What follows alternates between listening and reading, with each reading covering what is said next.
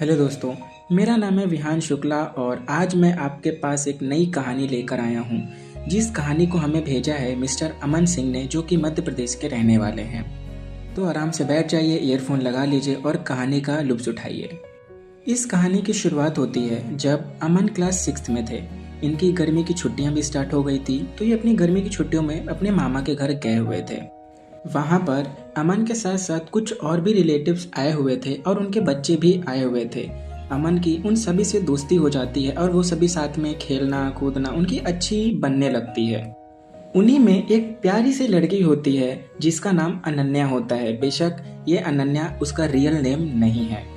तो अनन्या और उसका भाई, इन दोनों की दोस्ती अमन से अच्छी खासी हो जाती है।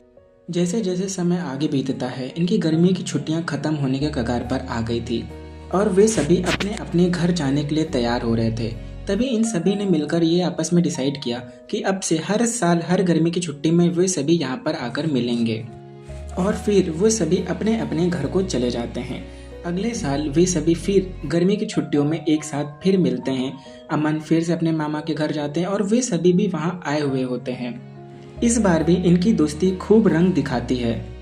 वे सभी लोग एक ही रूम में रात में सोया करते थे। सुबह उठकर नाश्ता करना, दिन भर एक दूसरे से मजे करना, खेलना कूदना, ये तो उनका डेली रूटीन का काम बन गया था। उनकी अच्छी दोस्ती बनने लगी थी। लेकिन इन्हीं सब बीच में अमन और अनन्या, इनके बीच में थोड़ा थोड़ा अट्रैक्शन बढ़ने लगा। धीरे धीरे इस बार भी गर्मी की छुट्टियां खत्म होने लगी और इनका जाने का समय नज़दीक आने लगा। इस बार भी इन लोगों ने डिसाइड किया कि अगले साल हम फिर यहाँ पर आएंगे, मिलेंगे और साथ में मजे करेंगे। जिस दिन अमन को घर जाने का हुआ, अमन आखिरी बार अनन्या को आंखें भरकर देखता है। उस टाइम पे कोई फ़ोन भी नहीं हुआ करता था इनके पास कि आपस में कॉल पे बात कर सकें, तो इनके पास कोई भी ऑप्शन नहीं था उस टाइम पे। इनके पास बस वही साल में एक बार ही मौका मिलता था एक दूसरे से मिलने का। अमन के वापस घर आने के बाद अमन की आंखें नम थी, वो रो रहा था बैठ के। तो उसकी मम्मी बोलती हैं कि तुम रो क्यों रहे हो। तो अमन ये बहाना कर देता है कि मुझे अच्छा नहीं लग रहा है, मुझे उनकी याद आ रही है, मुझे वापस जाना है। तो उसकी मम्मी बोलती हैं कोई बात नहीं, अगले साल तुम फिर चले जाना, अब पढ़ाई पे ध्यान दो। अब अमन के पास दूसरा कोई और ऑप्शन नहीं था अगली गर्मी का वेट करने का।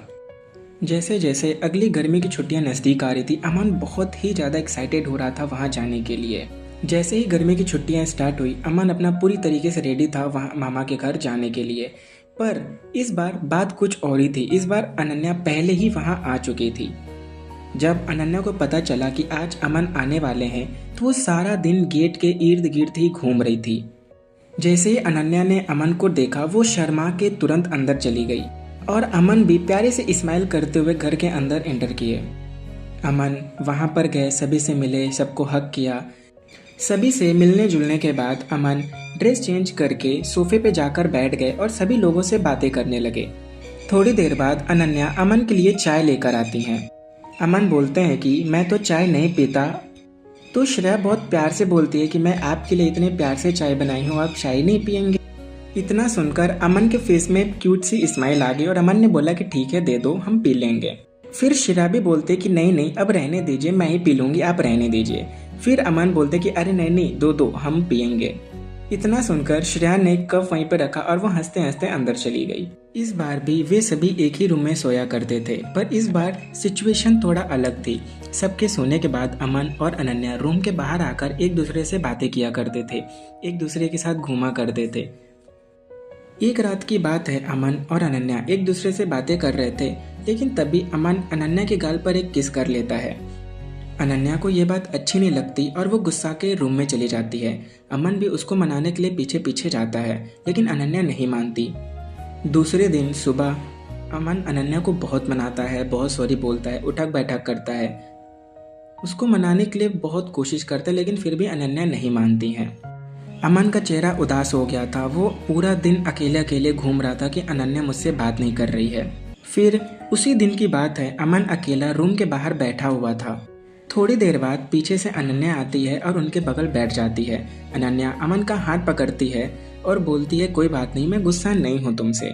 वे दोनों फिर से रात भर बातें करते हैं और अनन्या जाते जाते अमन के गाल पर एक किस करती है और वो शर्मा के रूम में भाग जाती है।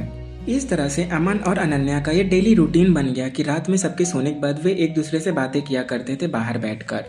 लेकिन ये खुशी उनकी ज़्यादा दिन तक नहीं चल पाई। एक दिन वे दोनों रूम के बाहर बैठ के बातें कर रहे थे, तभी मामा ने उनको एक दूसरे के साथ देख लिया। मामा ने बहुत गुस्सा किया और उनको डांटा भी कि तुम इतनी रात में यहाँ बाहर बैठ के क्या कर रहे हो। दूसरे दिन जब वे सुबह उठे तो ये बात पूरे घर में पता चल गई थी। अनन्या के भाई ने श्रेया को बहुत मारा कि तुम्हारी हिम्मत कैसे हुई ये सारी हरकतें करने की। अमन को तो किसी ने कुछ भी नहीं बोला, पर अमन को कहीं ना कहीं समझ आ रहा था कि गलती उसी की है। तो उसने ये डिसाइड किया कि मैं यहाँ से चला जाता हूँ तो शायद अनन्या के लिए भी अच्छा होगा, तो उसको मार नहीं पड़ेगी, उसको कोई कुछ बोलेगा नहीं। वो दुखी मन से वहाँ से अपने घर को चला गया। अमन घर आने के बाद बहुत रोया, बहुत ही उदास था। हफ्तों बीत गए लेकिन उसके चेहरे पर एक हंसी भी नहीं आई। कुछ दिन बाद अचानक से पापा के फ़ोन में एक मैसेज आता है। तो अमन के पापा अमन को बुलाते हैं और बोलते हैं, देखो बेटा तुम्हारे लिए कोई मैसेज आया है। तो अमन जब रिप्लाई करता है तो उधर से अनन्या थी। अनन्या ने भी अपने पापा के फ़ोन से अमन के पास मैसेज किया हुआ था। अब वे दोनों अपने अपने पापा के फ़ोन से बातें किया करते थे। अब उनकी फिर से बातें होना स्टार्ट हो गई। अब इनके बीच में नज़दीकियाँ और ज़्यादा बढ़ने लगी, इनके बीच में प्यार और ज़्यादा बढ़ने लगा। पर इनकी ये खुशियाँ भी ज़्यादा दिन तक नहीं चल पाई। अब अनन्या के रिलेटिव्स, अनन्या के ही भाई बहन अनन्या को भड़काने लगे कि अमन अच्छा लड़का नहीं है, और इधर दूसरी तरफ अमन को भी वही आकर भड़काते थे कि अनन्या अच्छी लड़की नहीं है, अनन्या को तो बॉयफ्रेंड है लेकिन वो फिर भी तुमसे बात करती है। पर अमन इस बात को कभी वो मानने के लिए तैयार नहीं था कि अनन्या ऐसा करेगी, और अनन्या ने भी इस बात को कभी एक्सेप्ट नहीं किया कि अमन कैसा है क्या है, वो किसी की बातें पर ध्यान नहीं देती थी। लेकिन अचानक से धीरे धीरे चीज़ें बदलने लगी। अचानक से धीरे धीरे अनन्या ने बात करना कम कर दिया, और एक टाइम आने के बाद अनन्या ने पूरी तरीके से अमन से बात करना बंद कर दिया। अमन ने बहुत ट्राई किया कि शायद वो मुझे कांटेक्ट करे, पर ऐसा कुछ भी नहीं हुआ। अमन को लगा कि शायद अगले समर वेकेशन पे वो फिर से मामा के घर जाएगा, अनन्या आएगी, पर इस बार सिचुएशन कुछ और थी, तो अमन की हिम्मत नहीं हुई वहाँ पे वापस जाने की। अब धीरे धीरे अनन्या ने भी अमन से पूरी तरीके से बात करना बंद कर दिया।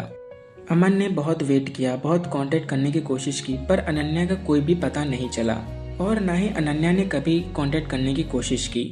अमन को रिलेटिव्स के द्वारा अनन्या के बारे में सुनने को मिल जाता था कि वो कैसी है क्या है, पर अनन्या ने कभी भी उसको मैसेज नहीं किया।